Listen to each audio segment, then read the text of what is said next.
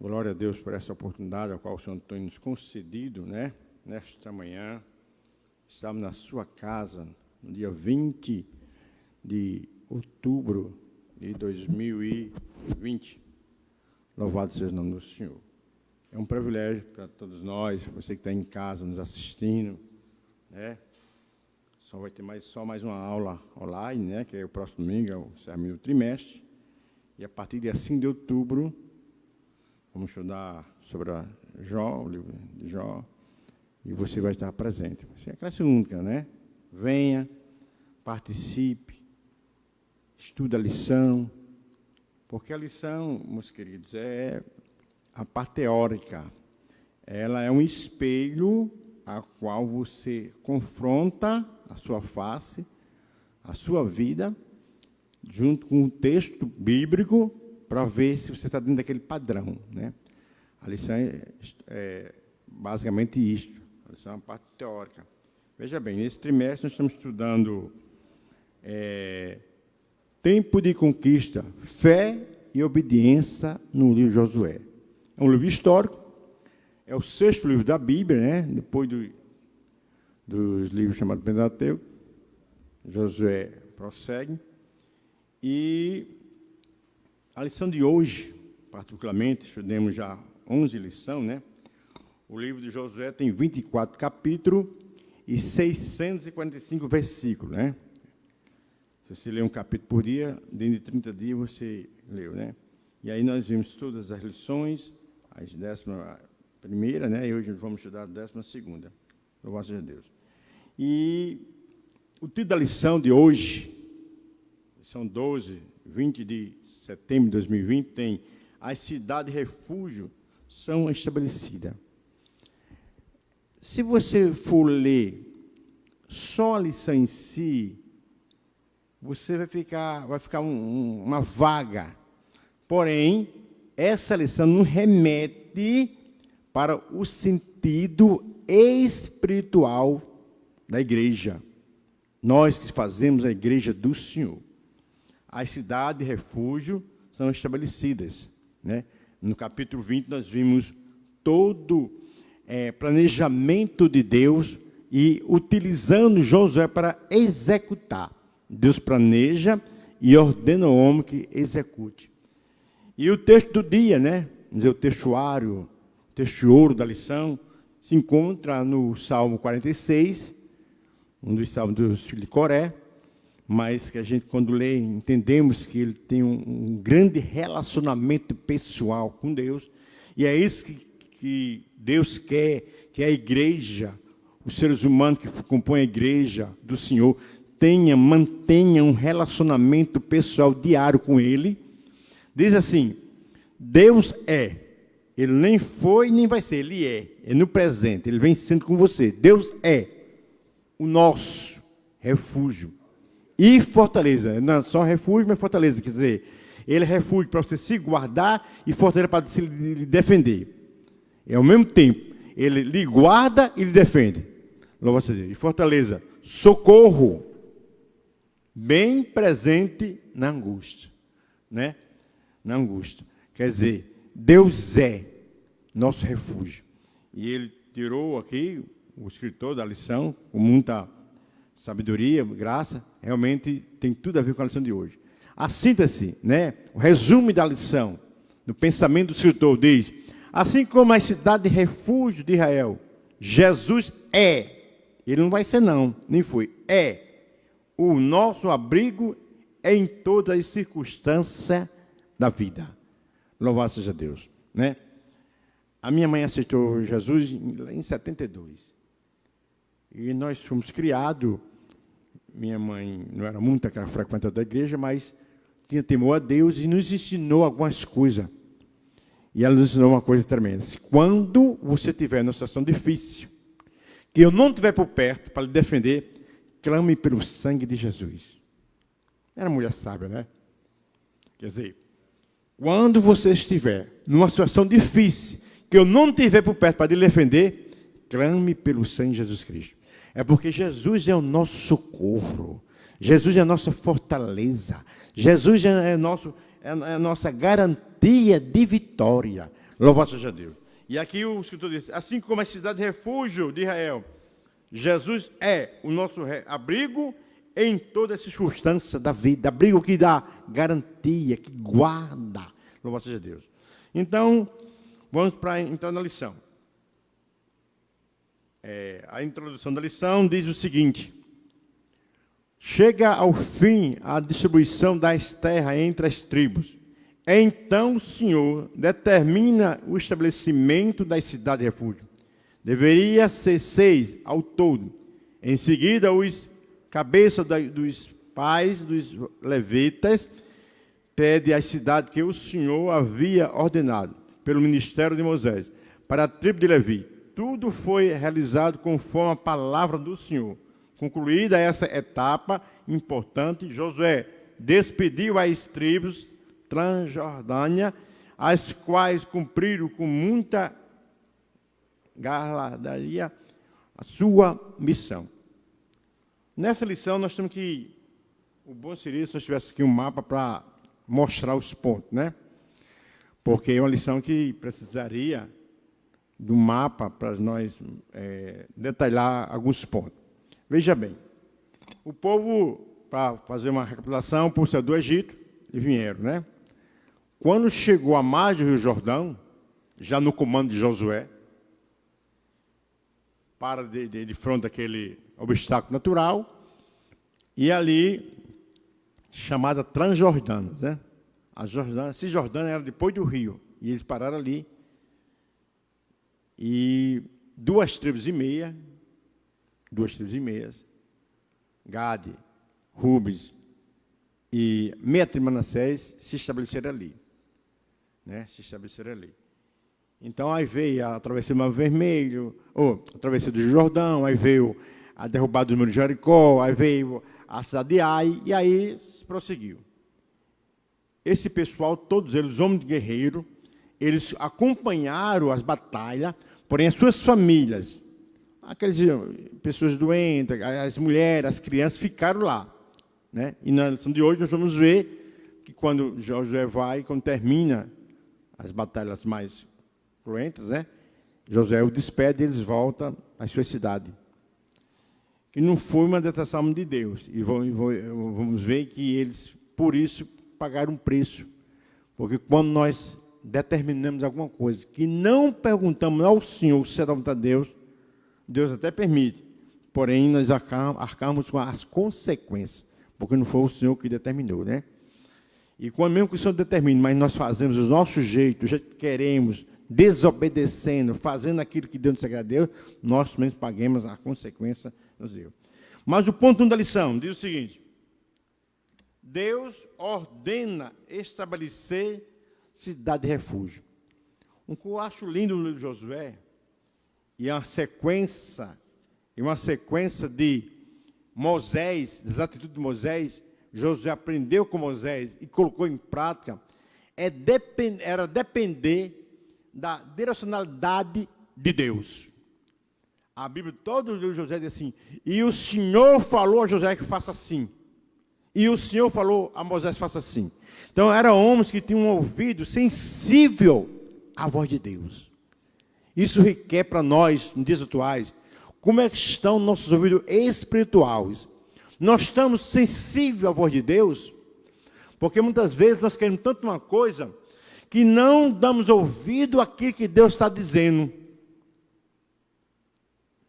Mas Josué e Moisés deixam um exemplo extraordinário. Josué, porque estamos estudando o livro de Josué, né? Ele tinha os ouvidos sensíveis à voz de Deus. Josué, faça assim, é assim que deve ser, é assim que é para ser. E Josué fazia aquilo que o Senhor ordenava. E vemos alguns episódios, quando ele não obedeceu, quando ele não deu ouvido, quando ele não procurou saber o que era que Deus queria, ele pagou um preço alto, né? Foi a derrota de Ai, né? E aí outras coisas que aconteceram. Mas aqui, Deus ordena estabelecer cidade de refúgio. O que é essa cidade de refúgio? Né? Vamos aprender essa manhã. Isso é muito importante, porque ela tem um significado espiritual para nossas vidas hoje. Em pleno século XXI, em 2020, no dia 20 de setembro. Ela tem um significado importantíssimo na nossa vida espiritual. Diz assim o primeiro tópico do tópico 1, primeiro tópico. Diz assim: Deus cuida dos que praticarem um homicídio culposo. Primeiro, a gente tem que saber o que é culposo e doloso. Doloso é aquele crime que o camarada planejou, arquitetou, armou uma armadilha, se preparou e foi lá e executou. Esse é o doloso. E o culposo? O culposo é que você vai dirigindo seu carro, uma pessoa desce do coletivo, desavisada, atravessa a frente do seu carro. Você não dá tempo de frear. Você o atropela e a pessoa morreu. Você ficou com culpa porque você causou um acidente e a pessoa veio a óbito. Mas você não planejou aquilo ali. Você não arquitetou. Foi um acidente. Esse é o culposo. Você ficou com a culpa porque aconteceu. Porém, você não foi planejado por você. Porém, você não planejou executar aquilo ali. Aconteceu. Aconteceu. Né? Você não teve culpa nenhuma. A pessoa atravessou no seu carro, você freou, capotou o carro, mas não deu para livrar a pessoa. E assim sucessivamente. Por que Deus fez isso? Para que Deus fez isso? Olha, veja bem. Na lei dizia assim: se matar, vai o quê? Morrer. Era olho por olho, dente por dente. Então, Deus, a Bíblia diz que o seu trono é a base da justiça. Deus é justo. Todos nós temos um senso de justiça em nossas vidas. Quando vimos alguém maltratar alguém, quando vimos pessoas humilhando alguém, vem aquele senso de justiça, que muitas vezes a gente mantém até partido, né? E às vezes pagamos até caro por isso. Todos nós temos senso de justiça, mas Deus é a essência da justiça. Deus faz com que tudo aconteça dentro da justiça divina. Então, Deus vendo isso, e vendo que alguns acidentes aconteceriam, e como a lei dizia, aquele que matar morrerá, então Deus criou dentro do panorama das tribos 6 cidades, chamadas cidade de refúgio. 3 ficavam na Transjordânia, dentro das 2 tribos e meia, e 3 ficavam na parte norte, né? Justamente dentro das outras, né? Nós vimos todo esse mapeamento que Deus fez. E o texto diz assim: na terra prometida não deveria existir qualquer traço de injustiça, porque foi Deus que determinou aquela terra para aquele povo. Para tanto, o Senhor determinou que 6 cidades dos levitas tivessem o caráter de fortalezas judiciais. Todos nós sabemos que os levitas não herdaram terra. A tribo Levi não herdou terra. Judá, Efraim, Rubi, Gade, Dan, todos herdou terra. Mas os levitas não. Agora os levitas foram espalhados por 48 cidades. Se você dividir de 48 por 12, vai dar 4 cidades para cada tribo. Então, o que isso quer dizer? A palavra de Deus, os sacerdotes que eram da tribo de Levi, estavam espalhados em todo acampamento, em todas as cidades. Quer dizer, eles tinham como adorar o Senhor, eles tinham como servir ao Senhor, porque existia congregação, templo, espalhado em todo o território que Deus tinha dado a eles. Ah, Senhor, não vou porque não tem um templo, não vou porque não tem um sacerdote, não. Deus espalhou por 48 cidades.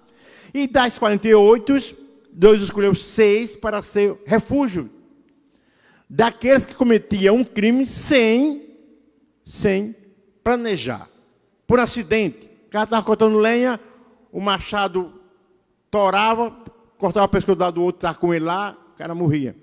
E como a lei era severa, se ele não fugisse, a família, e a lei determinava isso, a lei dava isso como garantia, um parente do camarada lá e podia eliminar o outro. Não tinha problema nenhum.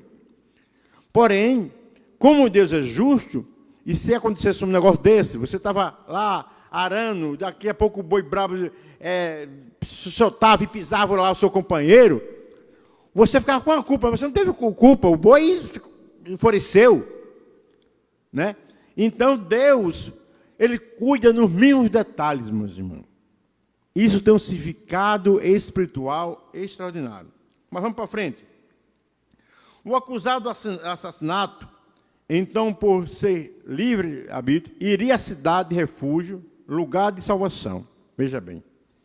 Acontecia um determinado acidente, o camarada morria, estava só eles dois, e ele era o culpado. Sem querer, ele foi causador daquele acidente. E ele aí, por livre, espontânea vontade, ele fugiria, procuraria uma cidade de refúgio, contaria a sua história, o sumo sacerdote e a parte jurídica ali, eles ouviam e absolviam, e aquele camarada ia morar dentro daquela cidade, com a garantia que não ia ser morto, até o sumo sacerdote dali morrer. Quando o sumo sacerdote morresse, ele estava ali para voltar. Certo? E aquele que podia reclamar, que podia vingar a morte, ele não tinha o direito de entrar naquela cidade para fazer isso. Existia 6 cidades. 6. Cidade de levitas, porque os levitas eram o seguinte, ele não tinha cidade, ele estava espalhado. Vamos dar um exemplo bem prático aqui. Todo mundo sabe da história de Samuel. O pai de Samuel era Elcana. Elcana morava onde? Em Efraim. Mas Elcana era um levita, por isso que Samuel era levita e pôde ser sacerdote. Mas Elcana morava em Efraim. É como o seguinte, você é natalense, mas mora no Rio de Janeiro. Mas a sua terra natal, no seu documento, é assim, fulano tal, nasceu em Natal. Barbosa, nasceu em Pernambuco, morou no Rio de Janeiro, mas é pernambucano. A origem do camarada é ali. Então, os levitas estavam espalhados por toda parte. Por isso que o pai de Samuel era um levita, mas morava em Efraim. Podia, porque os levitas ficaram espalhados por todo o território. Isso é bem prático, só para os irmãos terem ideia. Ele não tinha terra, possessão, mas eles estavam espalhados por todas. 48 cidades, eles habitavam em 48 cidades. Né? Eles eram espalhados, porque justamente Deus espalhou por quê? Porque o povo precisava de manter comunhão, celebração ao Senhor. E quem era responsável por tudo isso? Os levitas. Pelo louvor, para toda a adoração do templo, por toda a organização do templo, por tudo. Então, os irmãos, já estudamos isso, apenas relembrando, para os irmãos terem explicado. Ponto 2 do top 1, diz assim, o significado espiritual da cidade de refúgio. Eu falei no começo aqui, toda essa lição, ela remete, ela mostra o lado espiritual da igreja de pleno século 21. Aquela cidade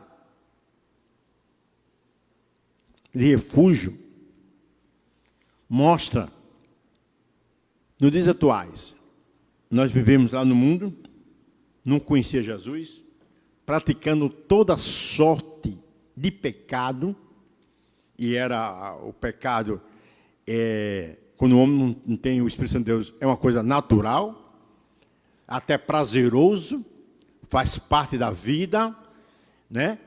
E aí nós encontramos Jesus. O Senhor nos chamou, e aí nós viemos para a sua presença. Agora nós temos um refugério, nós temos uma proteção divina. O Espírito Santo de Deus começa agora a nos guiar. Aquele que falamos, aquele que dizemos, aquele que planejamos fazer, tudo o Espírito de Deus nos conduz. E quando nós dizemos, ou pensamos, ou praticamos algo que Deus não se agrada, o Senhor de Deus é uma lâmpada que acende, que é a luz vermelha. Você disse isso, você praticou isso, você fez isso. E nós pedimos perdão, primeiramente a Deus, e se for alguém, perdemos alguém também, perdemos a igreja. Por que isso? Porque nós estamos dentro da proteção divina.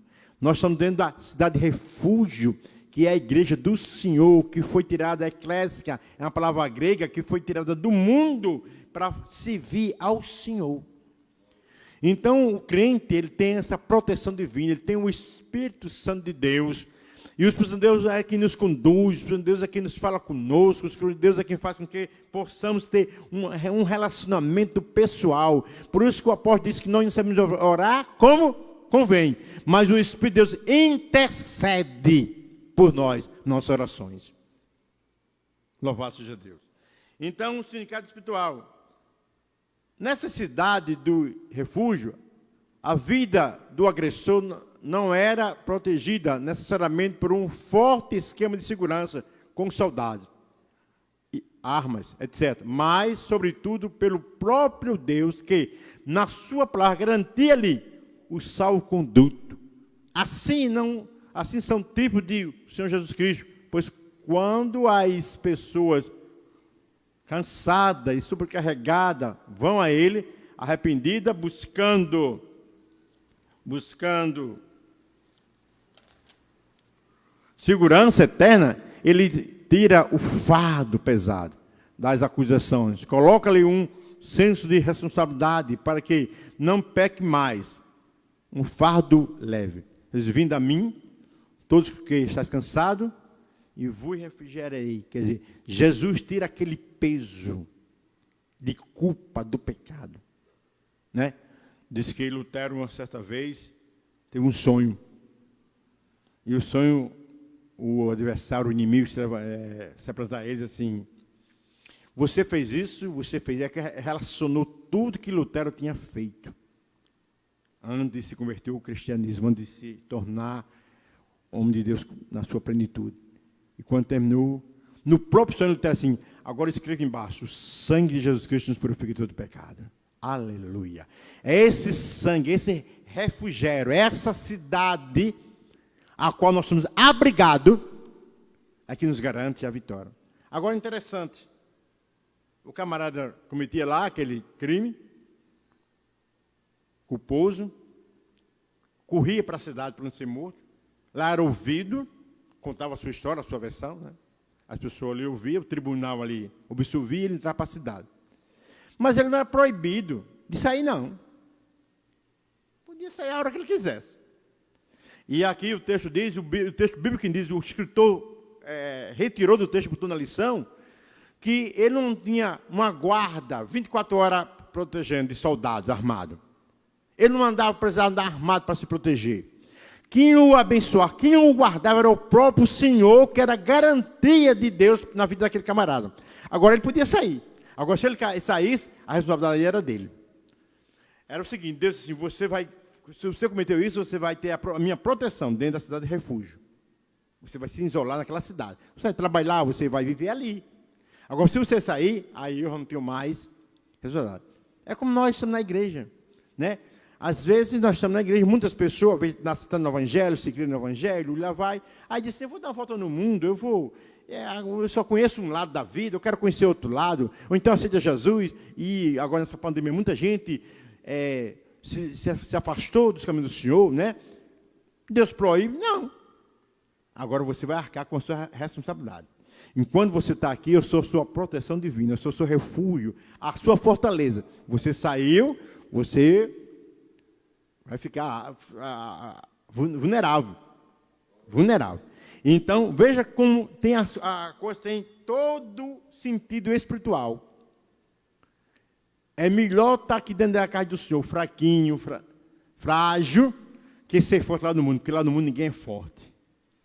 Lá é a vida de gigante, lá é a vida de terror. O inimigo das nossas almas, ele ruge como leão, querendo tragar. Estamos vivendo um tempo difícil, onde o pecado não é mais pecado, o pecado apenas é uma atitude do ser humano. As pessoas no mundo não reconhecem que estão pecando contra Deus.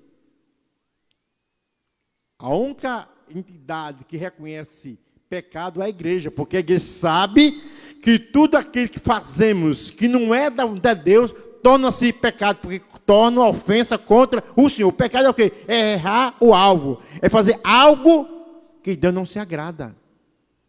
E não se arrepender, porque todos nós cometemos nossas fragilidades. Não existe ninguém perfeito. Fosse assim, Davi, a Bíblia diz que era um homem, o único, segundo o coração de Deus, não tinha pecado nunca. E pecou. Mas ele tinha a sensibilidade de voltar-se, arrepender-se e continuar novamente a jornada com fidelidade ao Senhor. Deus não espera fidelidade, Deus não espera perfeição de ninguém, porque Deus sabe que o ser humano é imperfeito. Agora Deus quer de mim e da igreja, e de todos nós, fidelidade. E fidelidade é você mesmo nas suas fragilidades, mas você ser sincero para com Deus. Senhor, eu errei. Senhor, eu fiz aquilo. Senhor, eu me perdoa. Me dá força para que eu possa caminhar, né? Então, esse texto que nós lemos agora, do tópico 2 do primeiro tópico da lição, ela é, segundo os teólogos, soteriologia. O que é isso? Que palavra é essa? Para quem não tem esse translato assim, essa amizade com essa palavra. Soteriologia quer dizer doutrina da salvação, da humanidade por o Senhor Jesus Cristo. Quando você faz um curso teológico, você vê uma disciplina chamada soteriologia, que justamente é isso. Então, esse texto aqui, o significado espiritual da cidade de refúgio, é um texto que se refere à soteriologia. Quer dizer, o camarada tinha cometido um pecado de homicídio. Ele agora estava protegido, não por soldado, não por segurança humana, mas por Deus, dentro daquela limitação geográfica que Deus tinha determinado. Agora, se ele saísse, aí Deus disse, pronto, aí a verdade é sua. Você pode sair e encontrar lá um irmão do camarada que você matou, e ele vai lhe matar. É a mesma coisa somos nós, irmão. Nós conhecemos, a maioria de nós, conhecemos dois lados da vida. Nascemos lá no mundo, praticamos tudo, praticamos outras religiões, pagãs, mas um dia Jesus se apresentou para nós. E nós o abracemos, o aceitemos. Então aqui nós estamos seguros. Nós estamos salvos em 3 tempos. Primeiro, salvo do poder do pecado. Você pode até pecar, agora o pecado não tem mais poder sobre a sua vida. Quantas pessoas nós conhecemos assim, como eu queria deixar de fumar, e não consegue. Como eu gostaria de deixar de beber, e não consegue. Como eu gostaria de deixar de me drogar, e não consegue. Quando eu gostaria de fazer isso, gostaria, mas não consegue. Por quê? Porque não tem força humana que consiga. Só quando você entrega a sua vida a Jesus Cristo, aquele transforma. E o Espírito Santo de Deus lhe fortalece espiritualmente, e você renuncia, e não tem mais falta daquilo ali. Eu tenho um cliente interessante. E se eu não sou alcoólico? Muito bem. Agora eu bebo todo sábado. E esse bira, no sábado, quando dá 11 horas, me dá um farnezinho, me dá uma agonia, a cabeça dói, os pés dói, o braço, a costela. Enquanto eu não começo a beber, é uma mazela. Parece que eu estou com dengue, estou com chikungunya, estou com zika, estou com tudo. Aí quando eu começo a beber, aí eu fico zerado. Aí bebo até 8, 10 da noite, 11. Aí pronto, aí vou dormir. Aí no dia amanhã só com ressaca. Eu digo, grande coisa que você está fazendo. Por quê? Porque ele não tem força de resistir aquilo ali. O pecado domina, controla.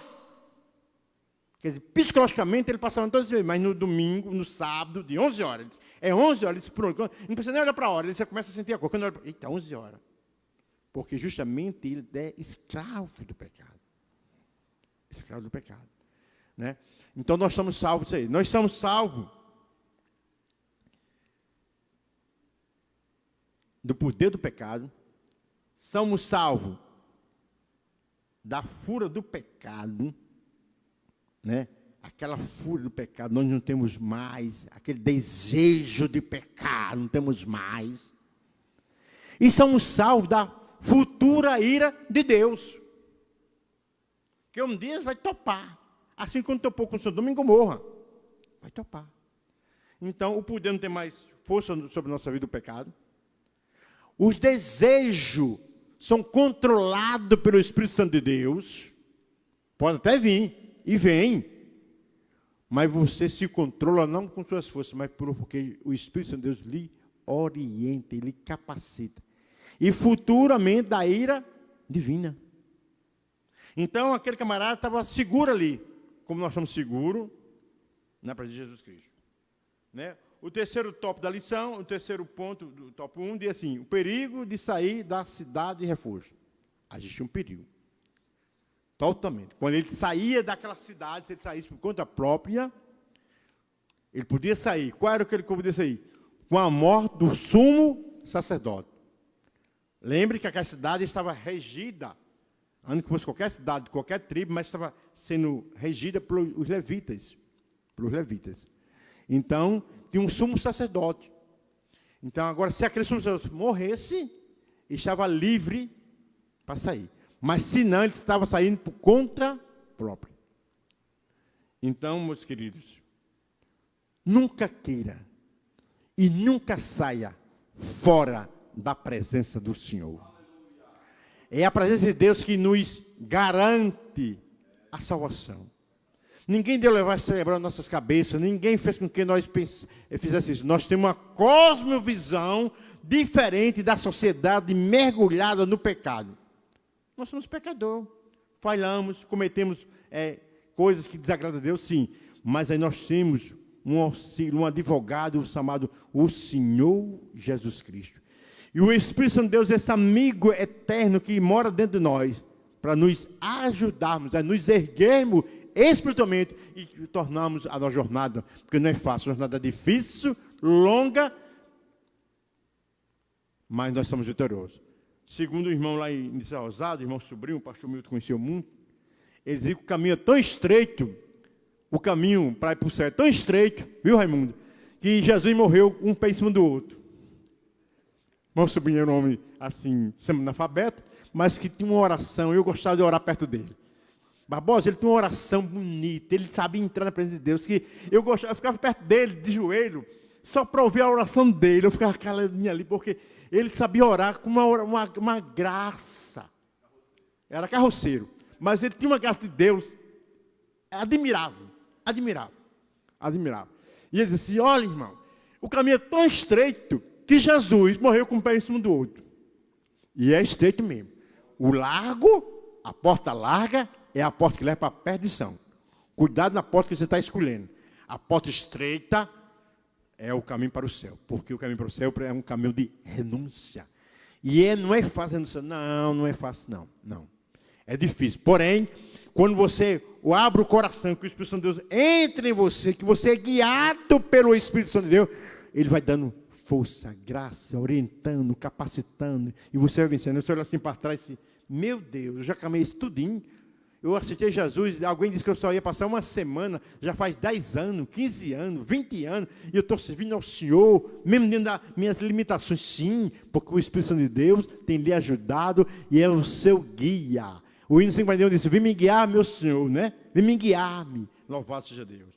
Então, o perigo existe, né? Da mesma maneira, sair da cidade de refúgio, chamada Jesus Cristo, não é uma sábia conduta. Antes, pelo contrário, põe a ovelha desgarrada em risco iminente da morte eterna. Sair da presença do Senhor, deixar Jesus Cristo de lado, você está correndo um grande risco de morte eterna. É a segunda morte. Louvado seja Deus. Morte eterna. Quando você aceita Jesus Cristo, você ganha um kit com 3 peças. Você ganha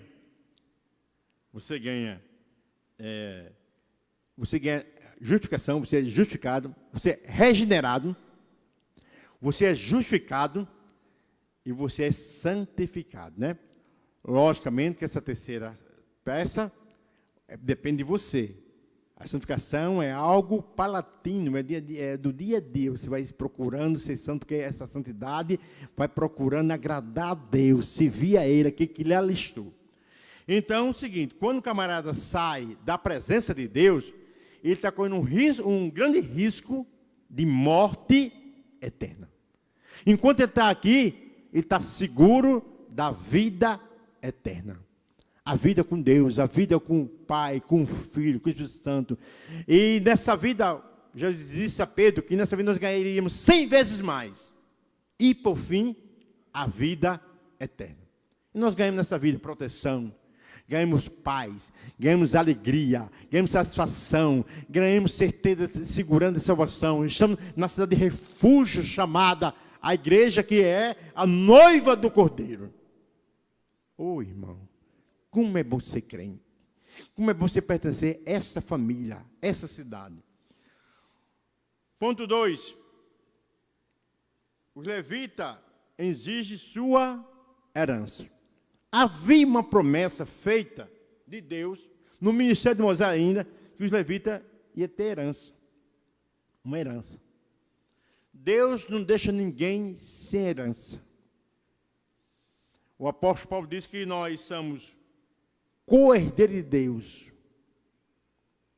Quer dizer, Deus só teve um filho, foi Jesus Cristo, mas no momento que você o aceita, a Bíblia diz que dá o direito de se tornar-se filho de Deus, por adoção. O apóstolo Paulo diz isso. Então, você, por ser filho, agora você tem direito.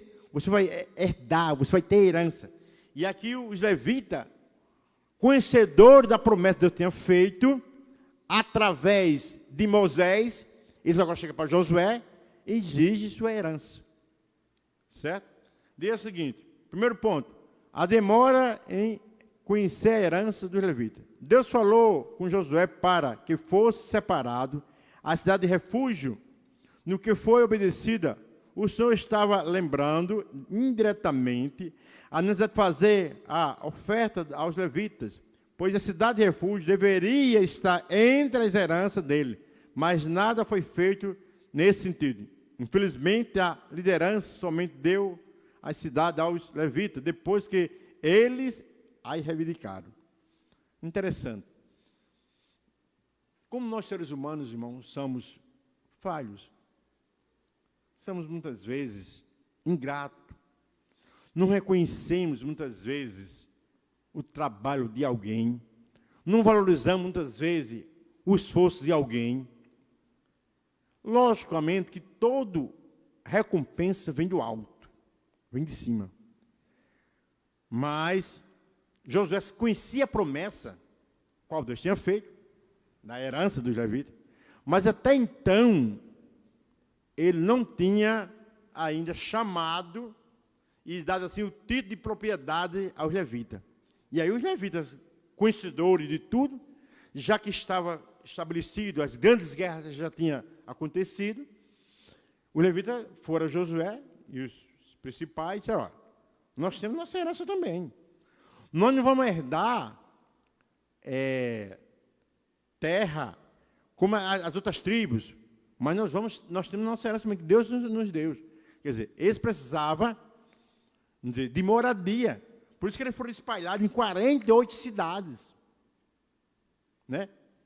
E aí, diz aqui, o que aconteceu em Israel acontece no seio da igreja. Por isso, deve-se ter todo o cuidado para que não fiquemos seduzidos com os bens recebidos e desprezando o princípio divino. Mas bem-aventurado coisa é dar do que receber. Eles foram reivindicar algo que Deus tinha prometido. Assim como Caleb chegou para Josué, tu sabes que eu tenho uma promessa que Deus deu através de Moisés.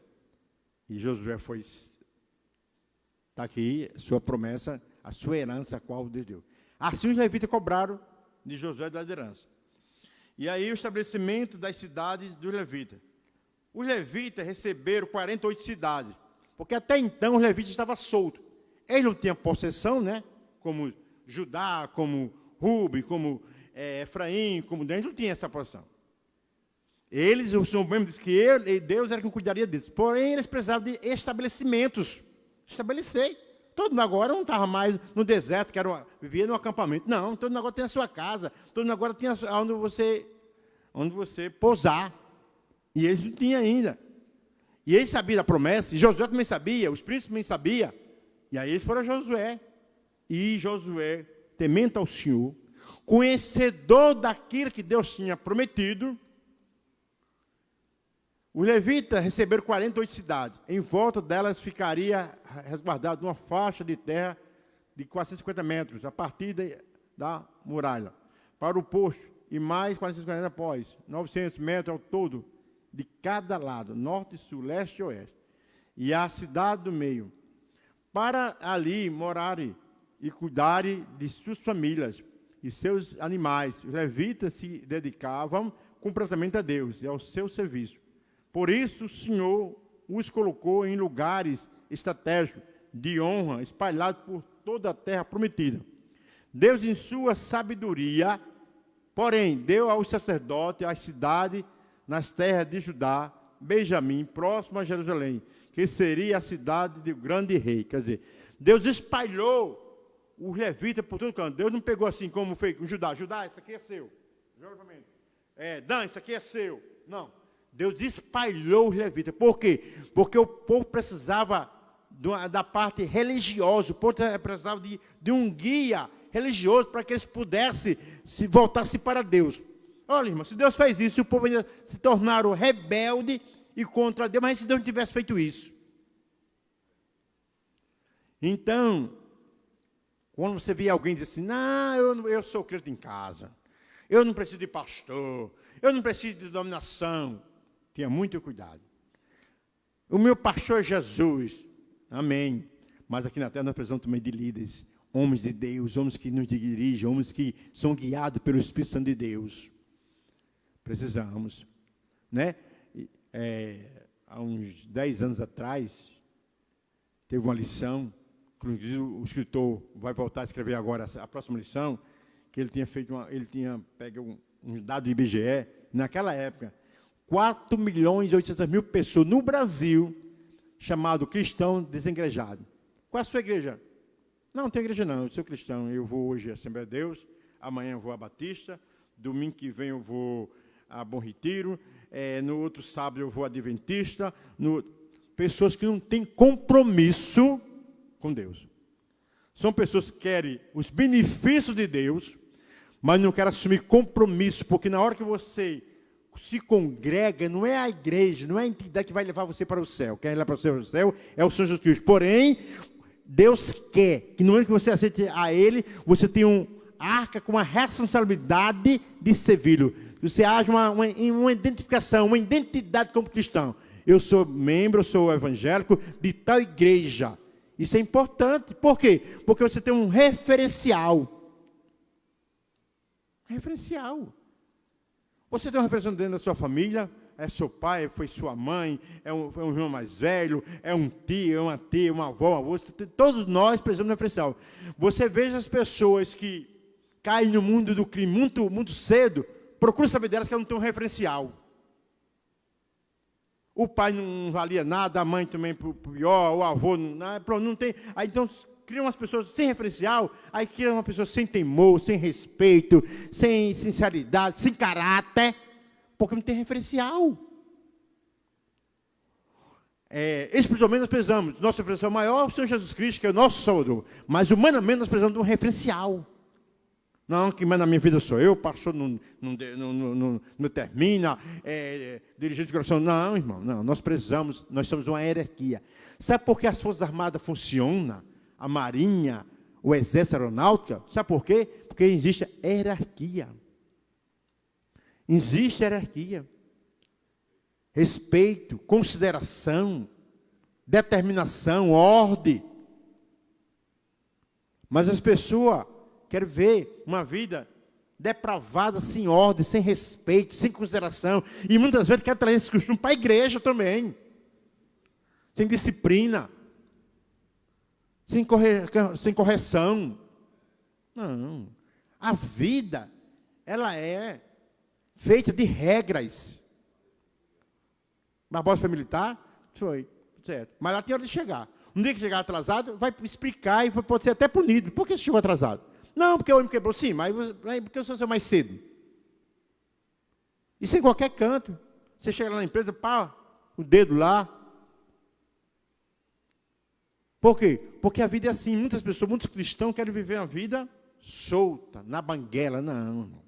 Nós temos compromisso, primeiramente, com o Senhor que nos salvou, com a Trindade. E segundo, com as autoridades que Deus instituiu. Louvado seja o nome do Senhor. Então, segundo ponto do ponto 2, o estabelecimento das cidades de Davi, né? Vimos isso aí.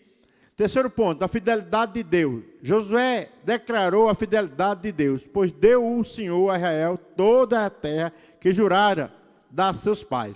A palavra alguma falhou de todas as boas coisas que o Senhor falou a casa de Israel.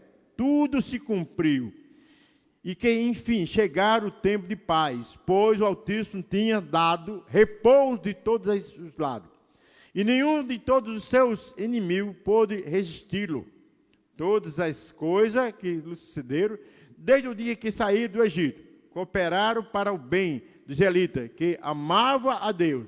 E os rebeldes, porém, ficaram pelo caminho. Lembra que saiu aquela multidão de gente? E nenhum daqueles que saíram, com exceção de Caleb e Josué, entraram na terra prometida. A rebeldia é como pecado de feitiçaria. Deus abomina. E quantas vezes, irmão, nós passamos alguma dificuldade, que todos nós passamos, né? Porque sempre achamos que a vida do vizinho, a vida do cicrano, do beltrano, do nosso chefe, do nosso patrão, é melhor que a nossa. E muitas vezes não é. Murmuramos contra Deus, porque não temos aquilo que gostaríamos de ter. Porém, temos aquilo que necessitamos. E Deus dá de acordo com a sua vontade. E muitas vezes murmuramos. Colocamos até culpa em Deus. Porque eu sempre tenho o costume de dizer, no meu ponto de vista, que é muito mais fácil se alegrar, se constrangir-se com a pessoa que está enlutada, do que nos alegrar com a vitória do meu irmão. Um exemplo prático. Tem uma vaga para juiz. Eu e Luquinha estamos estudando de Direito. Somos formados em Direito. E é para quem é formado em Direito. Mas só é uma vaga. E há uma multidão de gente estudando. E nós estamos estudando juntos, nós dois. Comendo livro, dia e noite, internet, lá vai. Mas só é uma vaga. E fazemos concurso. Aí Lucas passa, eu não passo. Ele teve um ponto a mais do que eu. É difícil me alegrar com a vitória dele, viu? Né? Se alegrar de prazer, ter satisfação. Graças a Deus, Lucas passou. Graças a Deus. Aí, sabe qual é a nossa? Senhor, por que ele passou, eu não passei? Eu não estudei igual a ele. Eu não queimei a noite todinha pestana, eu não mergulhei nos livros, eu deixei de fazer isso, aquilo. E porque tu passa ele e não me passou? Vem a nossa murmuração. Isso é em todo sentido da vida. Então, nós temos que ter consciência que somos devedores uns para com os outros no amor. E o amor, ele tem umas características, e uma delas é renunciar. É se alegrar com a vitória do outro, Raimundo. É dizer, achar bom aquilo que Deus faz na vida do outro. Porque Deus cuida de todos nós, individualmente.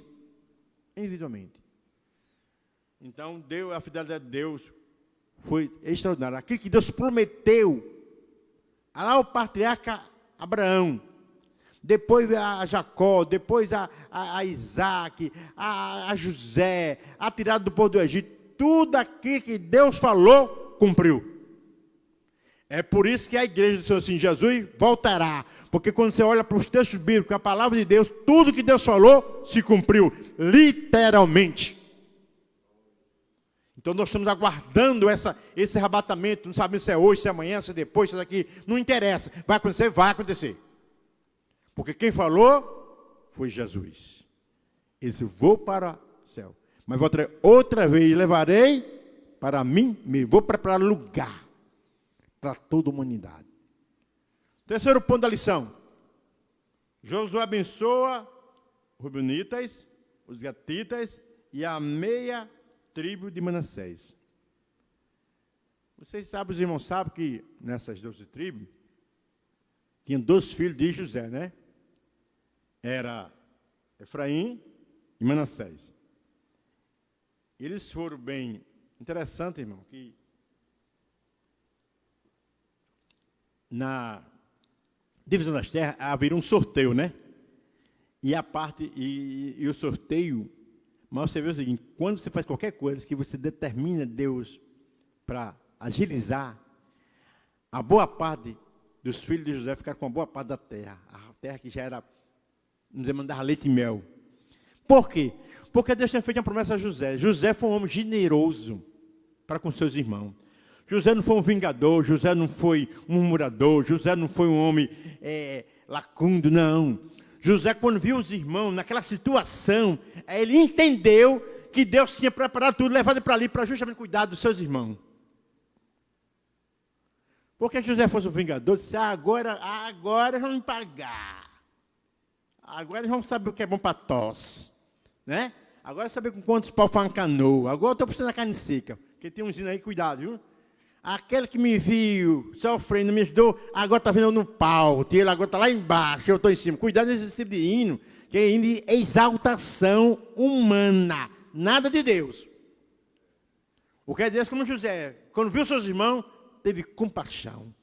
Reuniu os irmãos e a Bíblia diz que ele chorou tão alto que a casa de Faraó, as pessoas ouviram. E ele beijou, abraçou e beijou, quer dizer, sinal de que de perdão, de humilhação. E os irmãos ficaram pasmos. Porque quando ele declarou, eu sou José, e irmão de você, qual você vendeu para o Egito? Meu amigo, a ficha caiu. A ficha caiu. Mas José foi um generoso. Usou de bondade, assim como Deus usou de bondade para com José. Aí Deus lá na frente abençoou os filhos de José. Porque é a lei da semeadura. Você planta, né? E você lá na frente vai colher. Você plantou uma coisa boa, e seu filho, seu neto vai colher lá na frente. Porque você lá atrás, seu pai, seu avô plantou coisa boa. Aí você hoje está colhendo. Papai, você está colhendo isso? Rapaz, não sei. Mas desde que foi a genealogia, você vai olhar para trás, aí uma avó sua, um avô seu, um tio seu, não sei quem seu, fez aquilo ali de bondade. Aí o camarada colhe. Porque a Bíblia diz, um planta, outro rega, mas Deus dá o crescimento. O crescimento.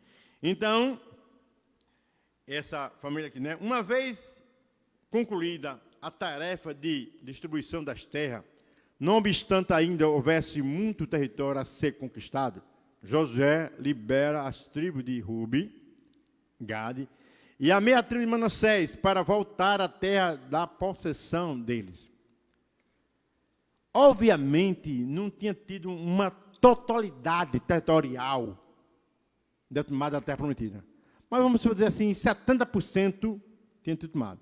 Até por negligência, lá na frente você vai ver Josué chamar algumas tribos, porque eles assumiram aquela cidade, o Senhor entregou, mas ficou lá um ramanescente do Jabuseu, daquelas entenias, e eles eram para expulsá-los e não fizeram.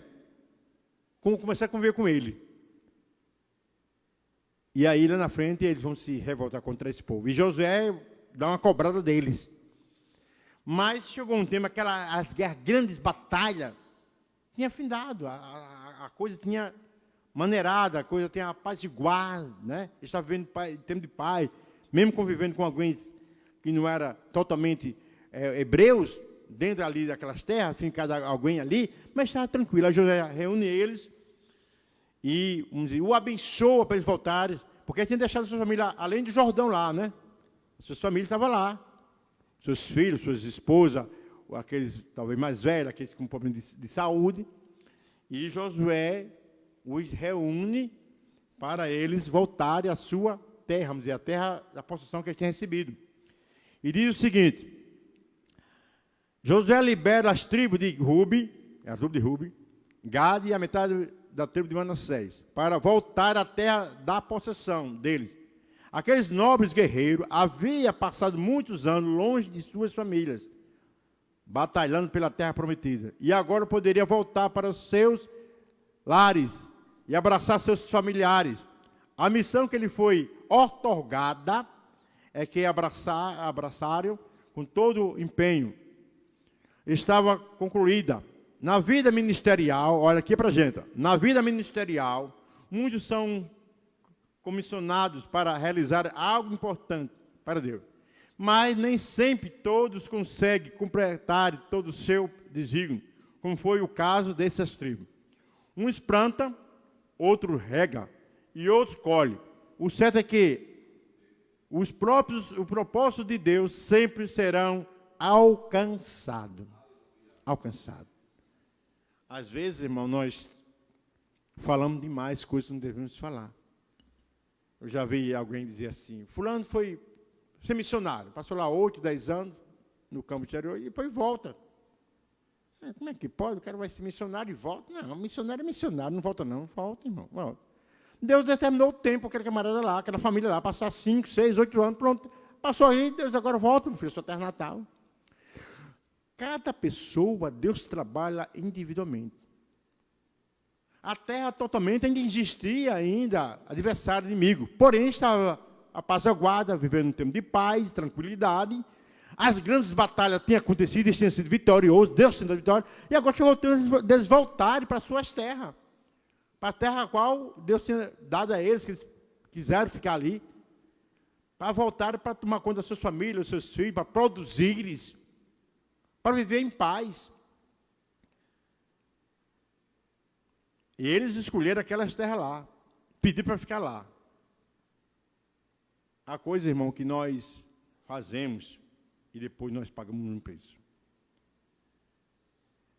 20 anos antes de a região norte, depois do rei divididos, ser invadida, primeiro foi norte, depois foi Judá, que é o sul, o rei da Síria invadiu e levou cativo Rubi, Gade e a minha tribo Manassés. Porque justamente, primeiramente porque desobedeceram a Deus, se misturaram. E depois porque aquela terra lá foi eles que pediram ficar ali. Eu conheço uma história, não vou citar o nome porque não cabe aqui em Natal. A gente, às vezes, não entende o desígnio de Deus. Aquela irmã, mulher de Deus, o marido dela, um homem de Deus, e eles tiveram vários filhos, não sei quantos filhos bem. E tinha um filho, quando nasceu, com poucos dias de nascido, aquele filho o Senhor tomou. Naquela época, das 60, 50, 40, era assim, quase natural, entre aspas, as mulheres ter 10 filhos e morrerem 5, 6, né? Hoje não, hoje a mortalidade infantil é bem reduzida. Mas naquela época, minha avó mesmo teve não sei quantos, mas só sobreviveu, 13, só sobreviveu 6, né? Isso era uma coisa até comum. Então, ela, como ela é Deus, botou o rosto no sol, no chão, e clamou ao Senhor. E o Senhor ressuscitou o menino. Muito bem, aquela alegria toda, e todo mundo sabia que aquele rapaz, aquele menino tinha sido ressuscitado pelo Senhor, isso aqui em Natal. E aquele camarada cresceu. E quando tornou-se jovem, foi dar uma volta lá no mundo, né? Saiu da cidade de refúgio. E tornou-se, irmão, um inimigo da igreja. Tornou-se um homem violento. Ele tinha um bom emprego, era uma autoridade aqui na cidade de Natal, mandava com capanga, batia em gente, era cruel. Era um muito sanguíneo. Eu conheci esse camarada, alto, todo, sabe, não levava desaforo para casa, andar com segurança. Naquela época, isso aí foi na década de 70 para 80, eu conheci ele, naquele de 80, e é um camarada que eu estava. E uma certa vez ele fez uma atitude contra a igreja.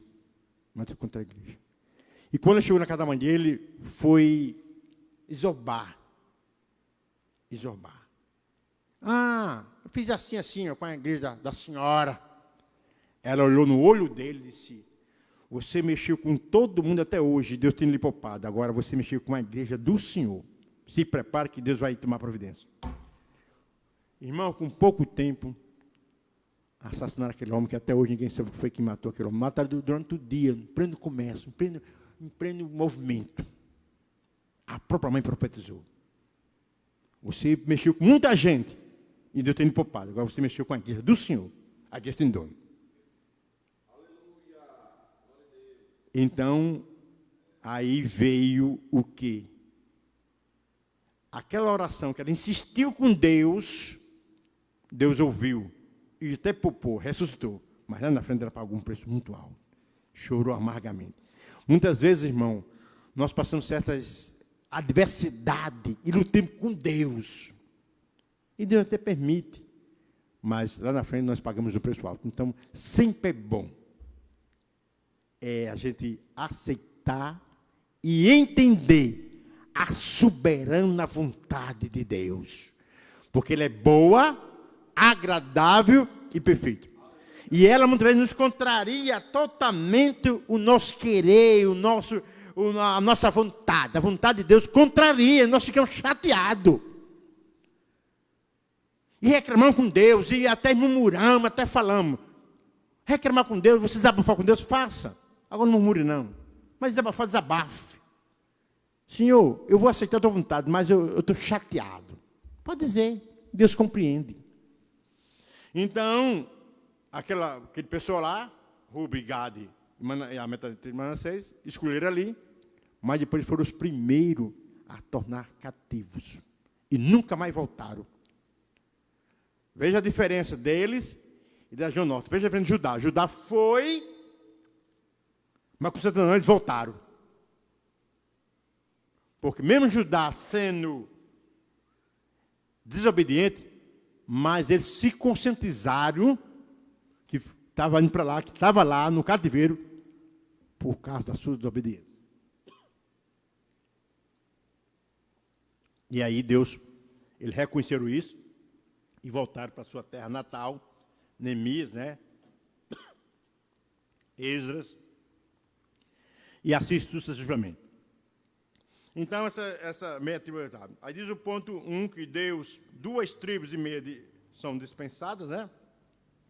Vamos ver concluir toda aquela ali. A conquista integral de Canaã, conforme pronunciada pelo Senhor, cumpriu-se século após, no ageu da monarquia judaica. Quer dizer, a conquista total, se pode dizer que foi quando Davi assumiu o reinado. Aí Davi limpou por completo, né? Porque Davi conhecia toda a história. Exortação à obediência. Josué reuniu as tribos de Rubi, Gade e a meia tribo de Manassés e agradeceu-lhe por terem lutado as guerras do Senhor, conforme a determinação de Moisés. Eles foram obedientes em tudo e não desampararam nenhum de seus irmãos de outras tribos. Josué o exaltou a que tão somente tende cuidado de guardar com diligência o mandamento e a lei de Moisés, o servo do Senhor, vos mandou. Ou seja, a eles precisava se manterem fiéis, que grande advertências para a igreja nos dias atuais. Às vezes, irmão, nós relaxamos um pouco espiritualmente. Deixamos de ser vigilante, porque o nosso adversário, ele nos rodeia 24 horas. E nós, por algumas consequências, relaxamos. Josué chamou eles, porque Josué convocou eles lá, e se eles quisessem não ir, não tinha ido. Mas eles foram, deixaram a sua família e foram lutar justamente com os irmãos, lutar justamente com todo mundo junto, aguerrido, nas batalhas. As famílias ficaram lá, já nas suas guaridas, nas suas casas, mas eles foram. E quando terminou a peleja, né, as mais cruciais, Josué reuniu todos eles, disse, agora vocês voltam. Agora tenha cuidado em guardar a lei do Senhor, a qual Moisés determinou. Tenha cuidado. Josué deu uma advertência. Aí você vai ver lá no capítulo 24, quando Josué diz que, a quem vocês querem servir aí, né? Vocês viram os deuses aí, lá do Egito, que Deus eliminou. Vocês viram os deuses lá para cá, dessas nações aí, a qual nós lutemos e fomos vitoriosos. Porém, eu e minha casa, vamos servir ao Senhor. Agora vocês já escolhem quem vocês querem servir. Eu, porém, vou servir ao Senhor. Porque eu tenho visto, presenciado, e tenho certeza de Deus na minha vida. É o que nós fazemos. Nós somos a igreja do Senhor, estamos na rua pregando o evangelho, pregando para os parentes, pregando para fulano, para Beltrano. Não quero não, é muito bonito, coitado, mas eu vou ficar na minha religião, que eu nasci, que minha avó pertenceu, que meu bisavô. Bom, você tem um direito de escolha. Deus, o livro da Bíblia. A cidade de refúgio fazia isso, o camarada ia para lá, mas se ele quiser sair, ele saía. Tem livro da Bíblia, ele não estava ali, amarrado, com um detentor, numa corrente. Não, podia ir para onde ele quisesse. Porém, aí ele estava escolhendo a morte também, se ele escolhesse sair da cidade. A mesma coisa somos nós. José determinou, José dirigiu, disse, olha, tenham cuidado, volta para suas famílias, para suas casas, mas numa parte, olha a lei do Senhor, a qual o servo dele, de Deus, escreveu, Moisés. Quer dizer, vocês têm um parâmetro. Vocês têm um alvo, servir a Deus. E servir a Deus sem mistura, sem enganação. O que muitos de nós, lamentavelmente, querem servir a Deus. Por isso que eu costumo dizer, existe 2 tipos de crente na igreja. O convertido, aquele que quer servir a Deus, aquele que passa por dificuldade, passa por luta, passa por tribulações, né? Passa por tudo, mas serve ao Senhor. Né? Está ali adorando o Senhor, ajudando a obra de Deus, fazendo com alegria. E tem aquele que é convencido. Ele é convencido que Jesus Cristo salva, ele é convencido que Jesus Cristo cura, ele é convencido que Jesus Cristo faz milagre, ele é convencido de tudo. Porém, ele não se converteu ainda. Ele é convencido, mas convertido não é. Então, quando você vê alguém com um caráter duplo dentro da igreja, essa pessoa ainda não se converteu ao cristianismo. O cristianismo, ele dá um parâmetro. O cristianismo, ele mede por igualdade. Ninguém na igreja é maior que ninguém. Apenas existe responsabilidade, né, hierárquica, que você o respeita, considera. Mas ninguém é maior que ninguém. A igreja não é INSS, que quando você faz 35 anos de contribuição, você se aposenta. Não, a igreja ela é um organismo vivo, eficaz. E a Bíblia diz que as portas do inferno não prevalecem. E nós somos a igreja do Deus vivo, a igreja do arrebatamento. Aleluia, glória a Deus. E Josué dá aquela advertência. O líder, preocupado, já idoso, mas com a convicção que Deus requer obediência e fé. Por isso que a lição diz, tempo de conquista, fé e obediência no José. E para nossos dias atuais, não muda nada. Fé e obediência. Obedecer é melhor que sacrificar. Não é verdade? O altar junto ao Jordão. Ao chegarem às margens do Jordão, as 3 tribos, movidas por um sentimento religioso, ergueram um vistoso altar. Tal conduta foi mal interpretada pelos líderes que partiram para confrontá-lo, ao explicá-lo que não se tratava de um altar para oferecer sacrifício, mas apenas de um memorial às tribos que ficaram a oeste do Jordão, capitaneadas pelo sacerdote, aceitaram o monumento pacificamente. Esse episódio demonstra que entre os irmãos deve chegar a comunicação, entendimento, cumplicidade no serviço do Senhor. Nenhuma atitude autônoma que traga divisão, conflito e controvérsia deve ser cultivada, pois Deus ama a unidade. Quando eles voltaram tão felizes, satisfeitos com o que Deus tinha poupado, feito, que eles ergueram um altar lá no Jordão. E aí, eles não comunicados, os líderes que ficaram, né? E aí houve um confronto. Isso é do ser humano, né?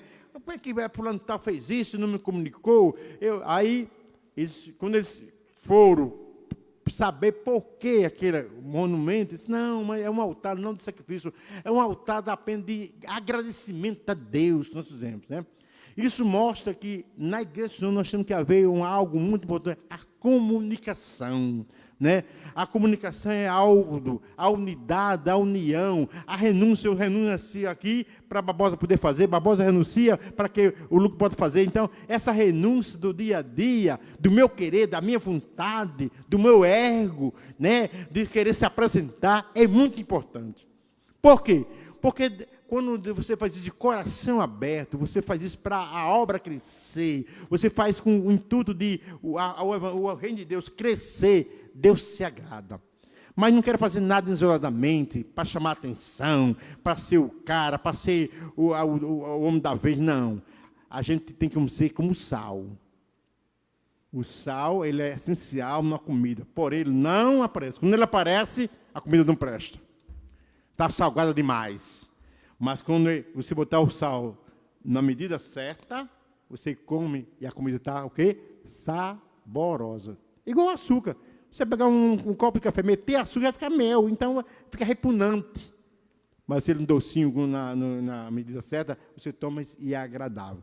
Então, a vida do cristão, a minha e a sua vida, ela tem que ter um fruto essencial, temperança, equilíbrio em tudo que vamos fazer para a glória de Deus Pai. Que Deus em Cristo nos abençoe, que possamos ter como exemplo essa é a grande lição, refúgio, sermos sacerdotes espalhados por todo o mundo e temos a convicção que estamos fazendo algo que agrada a Deus. Muito obrigado por essa oportunidade e domingo estaremos aqui novamente em nome de Jesus Cristo.